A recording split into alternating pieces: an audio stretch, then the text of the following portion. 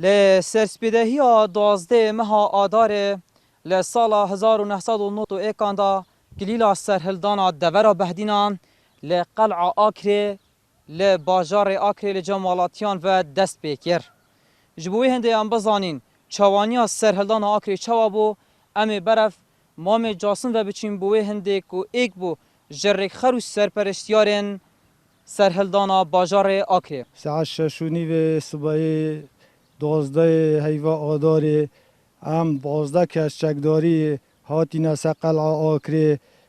فرقا 4 فیلقا 5 قیادت القوات القاحة تدابو وکی گوتی ما همو دورو برید قلعه گرتم چکداری ما قاضیفه هاویتن پاقینه ورهنده سری قلعه آکری جندی و همو تسلیم بون مزانی چه هست راست آمدانه من هم هاتی ندار که قلعه همی تسلیم بون دست هاویده کلیلا دسته من ناگوته و کلیل مرجبینه سلاحی نبخال گره اوشیت مغزنا ارزاقی نبخال گره من گوته هم ارزاق و سلاح ناگرین گوته پانگ چد گرین ام دور حق و حقوق الكردایت حق و المشروع گرین ما پیوستی ارزاق و سلاح نیه ما حق حقوق الاکراد شرعا و مشروعا بید گوته من عافیه کاکا والله استهلون مبروکم علیک سرهلدانا مجبر همیش اویا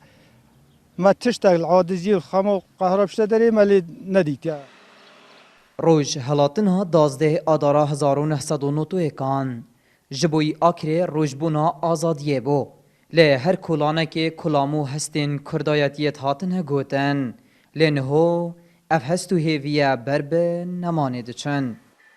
هستانه تواتی چه گمانت دانیه که یا گریده اب اکثر ادگل سیستم سیاسی هر گوه سیستم سیاسی لواز بیتو یک گندل و خرابیتن هستانه تواتی کر ویوته تخوارت ناف